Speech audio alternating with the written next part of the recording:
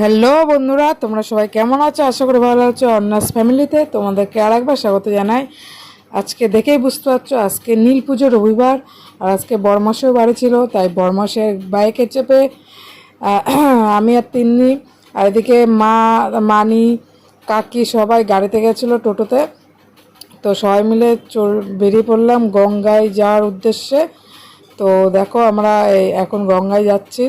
এই আমাদের বকুলতলা ঘাট, সেখানে আমরা পৌঁছে গেছি গঙ্গায় যেয়ে। তো যা দেখলাম তো চক্ষু চড়ক গাছে, আর এটাই হবে জানতাম। সেটা হলো এই দেখো এত পরিমাণে ভিড় হয়েছে, মানে মানুষকে ঠেলে সেই গঙ্গার ওই অত দূর অতগুলো সিঁড়ি ভেঙে ভেঙে তারপরে গেলাম। তো যথারীতি ঠেলে ঠুলে গেলাম যে সবাই মিলে এই যে তারপরে মা নিয়ে আসলো, মা আসলো, শাশুড়ি মা। তারপরে এই ভিড় ঠেলে ওই যে তিন্নি মানি আমি দেখো এবার ভাবছি কি করে যাব। তারপরে মা যাচ্ছে পেছনে, তারপরে কোনোভাবে সাইড ফাইড কাটিয়ে তো গঙ্গার নামলাম। দেখো সেইখানে স্নানের জায়গায় কত ভিড়, মানে মারাত্মক পরিমাণে ভিড়।